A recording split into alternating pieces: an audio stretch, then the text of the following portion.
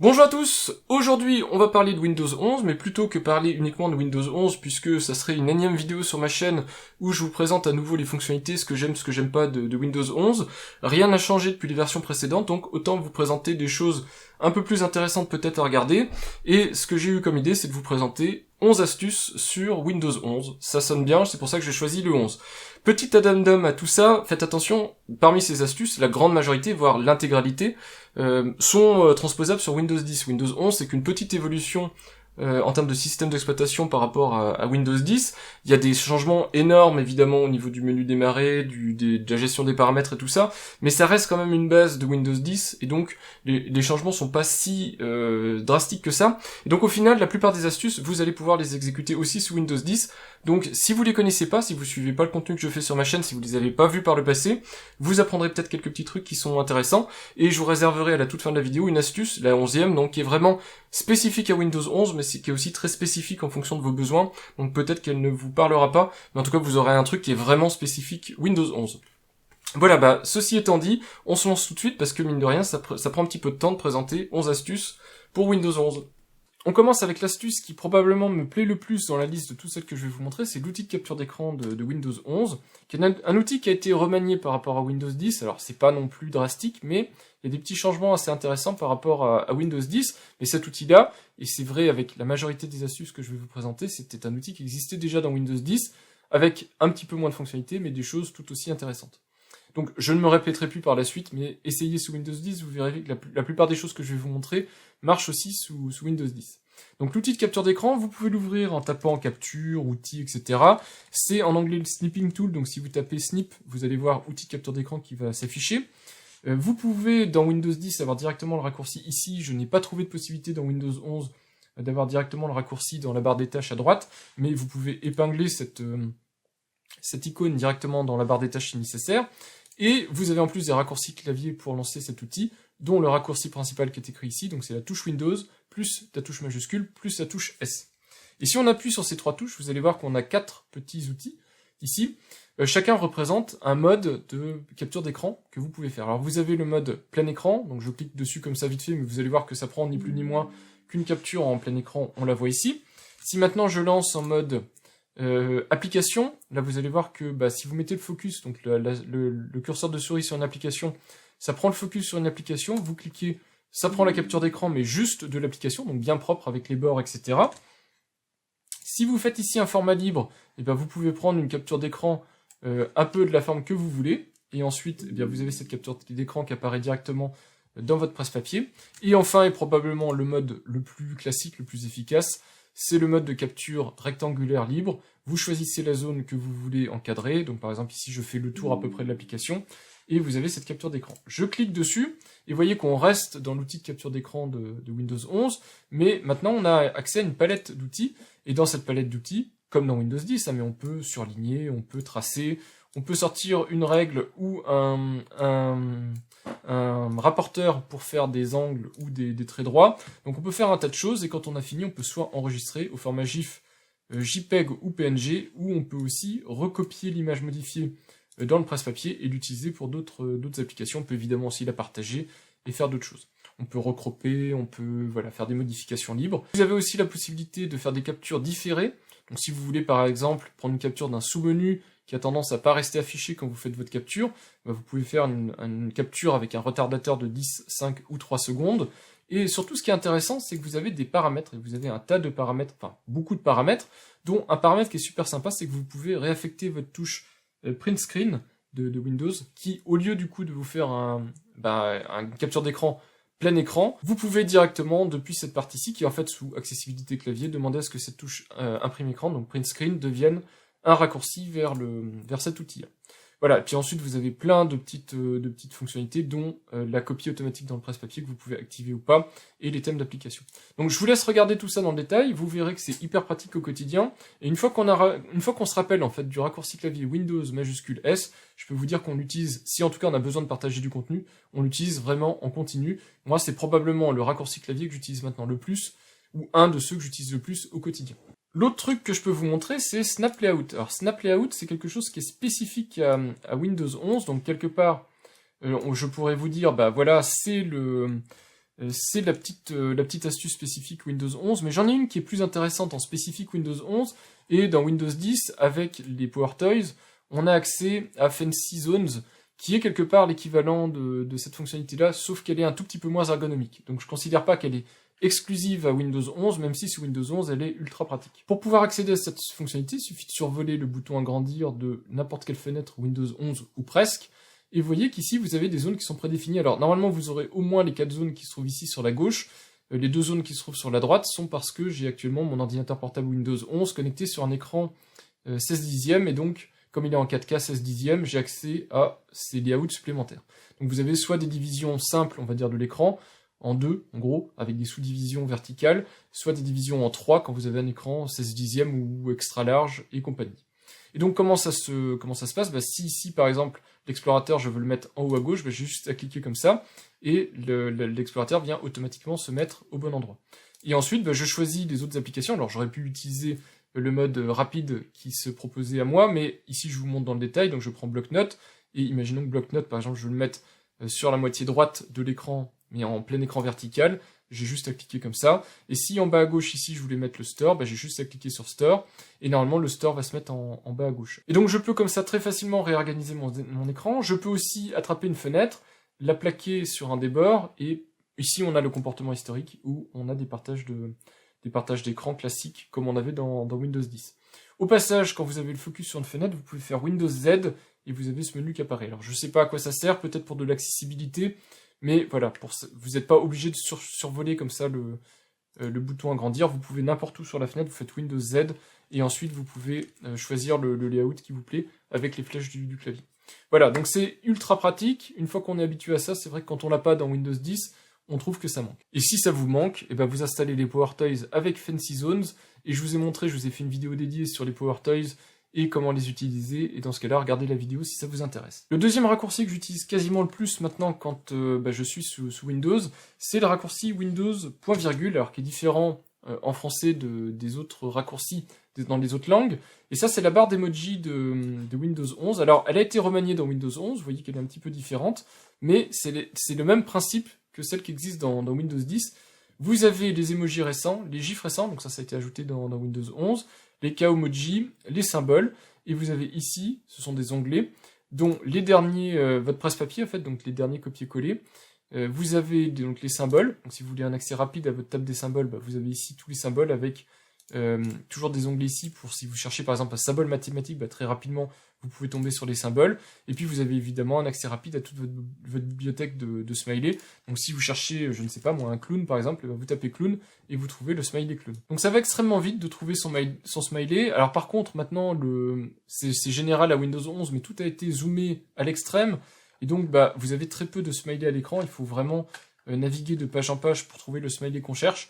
Je trouvais ça plus pratique dans Windows 10, c'était dézoomé, et sur un écran comme le mien qui est 4K, quand même j'ai l'impression de manquer d'efficacité avec autant des smileys aussi gros. Mais toujours est-il que vous avez ici les onglets qui vous permettent de naviguer par thématique, et vous allez voir que si vous voulez insérer vite fait un emoji par exemple, il n'y a rien de plus simple, et vous voyez que très rapidement je peux insérer comme ça mes emojis. Donc si vous chattez, si vous écrivez des messages, des trucs comme ça, vous faites Windows point virgule et vous allez voir que ça va vous faire gagner un temps fou. Et en plus maintenant, vous pouvez mettre directement des GIFs directement intégrés avec le service de Tenor Keyboard. Et vous pouvez faire évidemment n'importe quelle recherche de GIFs, vous les trouverez, et vous pourrez comme ça les insérer très facilement et très rapidement. Évidemment, comment faire une vidéo astuce sans parler du sous-système Linux pour Windows, et en particulier avec Windows 11, et ça va venir aussi très rapidement, j'espère en tout cas dans Windows 10, vous aurez accès à la version WSL-G également dans Windows 10, mais sous Windows 11, on est déjà sur la dernière version de WSL, donc WSL 2, avec en plus le sous-système graphique de WSL, donc WSL-G, et vous pouvez démarrer comme ça des applications graphiques spécifiques X11, donc des applications graphiques qui tournent normalement sous Linux, vous pouvez les faire démarrer comme ça directement sur votre machine Windows. Alors ça marche plus ou moins bien, c'est plus ou moins pratique, tout le monde n'a pas besoin de faire tourner des applications Linux sous Windows, mais de manière générale, moi je trouve ça quand même plutôt pratique. Et vous voyez ici, j'ai mon application Linux qui est là. Si ça vous intéresse, j'ai fait une vidéo dédiée sur comment on installe tout ça, comment on configure tout ça. Et si vous aimez bien l'environnement en fait Linux, eh bien la passerelle entre Windows et Linux est vraiment hyper bien fait. WSL est très puissant et très utile au quotidien quand vous utilisez Windows, et donc si l'environnement Linux vous intéresse, j'ai une vidéo dédiée qui vous explique comment faire tout ça. Alors, je vous le disais, pour le moment, Windows 11 est un petit peu en avance sur Windows 10, puisqu'il a directement WSLG d'intégrer, mais très très prochainement, j'imagine que WSLG va être aussi disponible dans les versions 21H2 de Windows 10, donc vous devriez aussi pouvoir en bénéficier. En tout cas, c'est une avancée qui est très intéressante, puisque vous avez accès aux applications graphiques, mais aussi aux applications tout autres de Linux, directement sous Windows 11, et avec toutes les possibilités que ça offre en termes de développement, mais aussi pour utiliser des applications que vous n'avez pas sous Windows.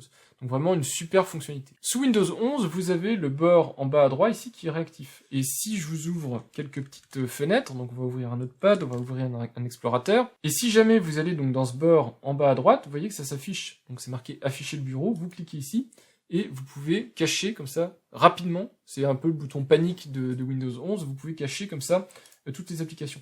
Et quand on est en multi-écran, quand on a éventuellement des habitudes, on n'a plus besoin de se afficher le bureau, et on peut facilement le désactiver. Donc vous allez dans les paramètres de barre des tâches, vous allez ici dans comportement de la barre des tâches, et comme au même endroit en fait où vous pouvez demander de centrer les icônes de Windows 11 ou de les plaquer à gauche, au même endroit que vous pouvez masquer automatiquement votre barre des tâches, afficher des petits compteurs sur vos applications, vous pouvez aussi désactiver le coin en bas à droite de votre Windows. Et donc si vous activez ce mode-là, vous voyez que maintenant ma souris est insensible au bord en bas à droite, et j'aurais beau cliquer, il ne se passe rien. Sous Windows 10, vous avez aussi un réglage qui est très similaire, mais lui ne permettra pas de désactiver le bord bas à droite.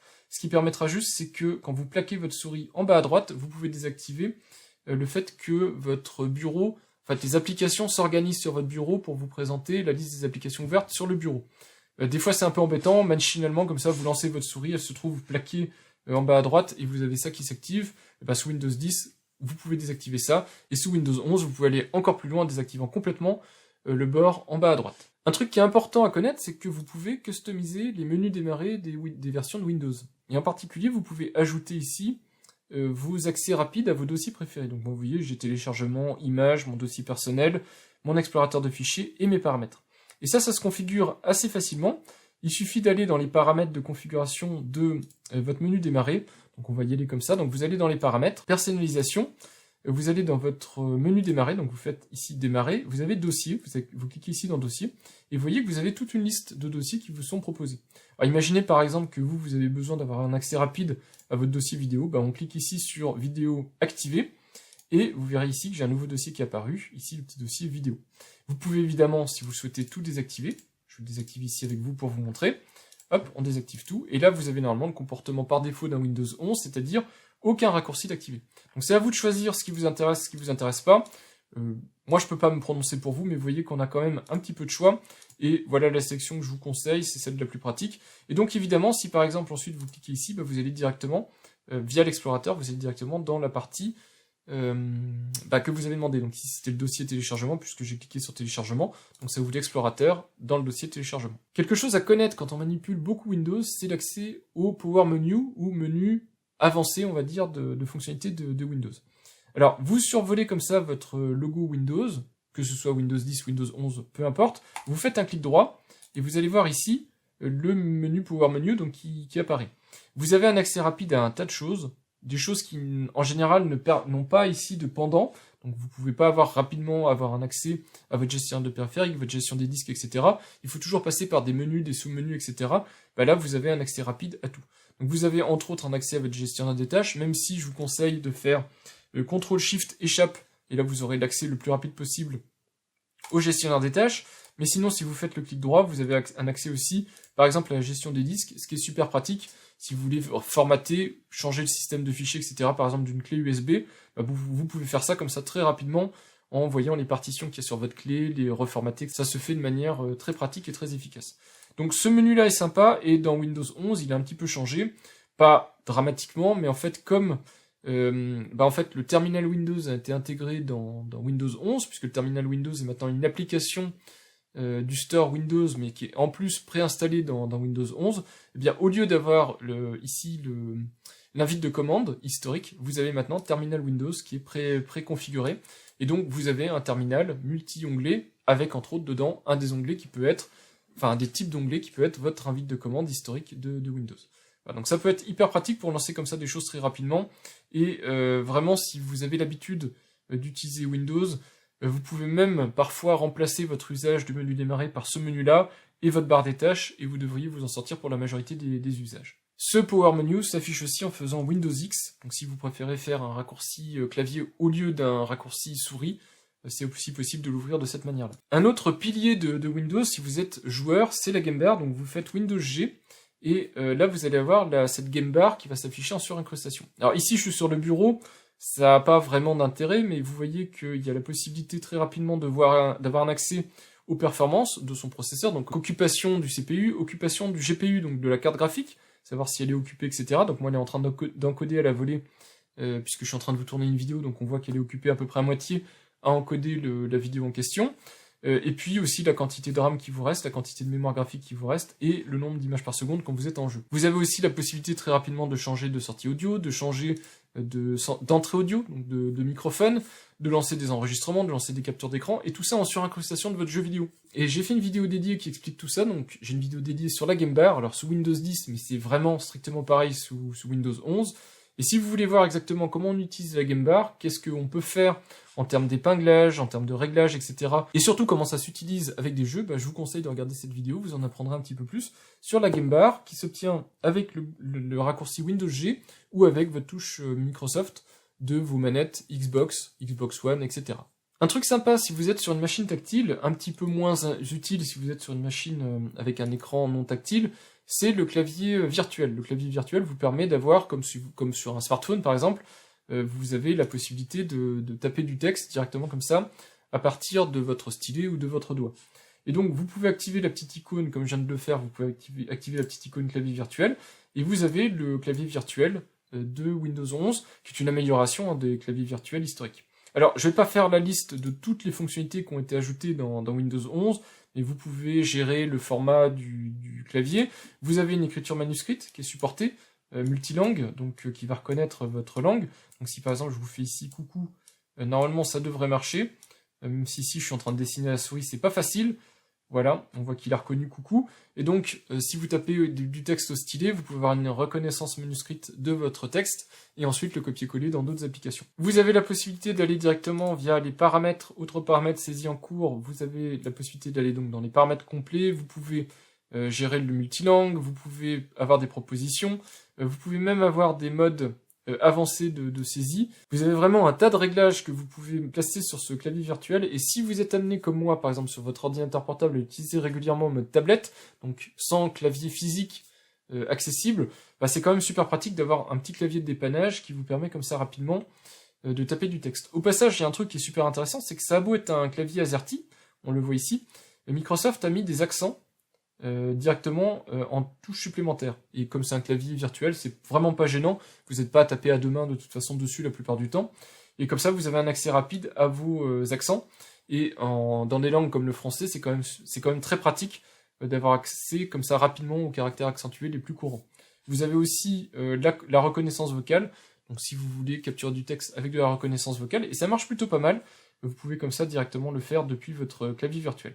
Donc ça peut remplacer complètement l'usage d'un clavier physique, si vous êtes en solution nomade, vous avez que votre écran tactile, pour dépanner en tout cas, parce que c'est pas un clavier que j'utiliserai au quotidien pour taper beaucoup de texte, mais dès que vous faites une petite recherche Google, une recherche de vidéos sur YouTube, des trucs comme ça, c'est vraiment super pratique. Une autre fonctionnalité hyper intéressante de Windows 11, c'est son presse-papier. Presse-papier qui a des fonctionnalités d'historisation et de synchronisation. Alors en soi, les fonctionnalités sont les mêmes évidemment que dans Windows 10, mais je vous les représente ici. On va voir dans le détail comment ça se règle, mais en gros l'idée c'est que vous pouvez avoir non seulement le CTRL-V classique pour coller la dernière chose que vous avez copiée, mais si vous faites Windows V, vous avez en plus la possibilité d'avoir accès à l'historique de ce que vous avez copié, alors soit en format basique, donc du texte, soit en format plus évolué, vous pouvez copier des images ou des choses comme ça, et si vous activez la synchronisation entre appareils, vous pouvez les échanger d'un appareil à l'autre directement, comme ça automatiquement, ou au cas par cas si vous activez la fonctionnalité de synchronisation manuelle. Donc c'est vraiment hyper pratique, encore un utilitaire hyper bien intégré, pratique à utiliser, et qui va vous faire gagner beaucoup de temps quand vous voulez comme ça échanger des données entre plusieurs de vos machines.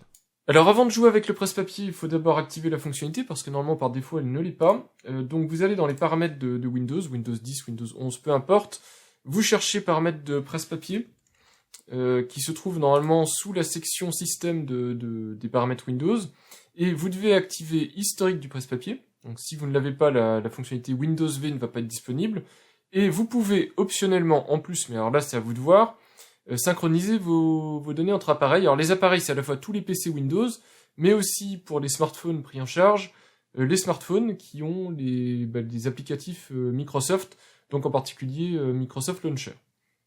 Vous pouvez demander à synchroniser automatiquement tout le texte que vous copiez, ou moi ce que je vous conseille plutôt, c'est de synchroniser manuellement le texte que vous copiez, pour éviter de tout envoyer dans le cloud et de pouvoir le faire de manière sélective.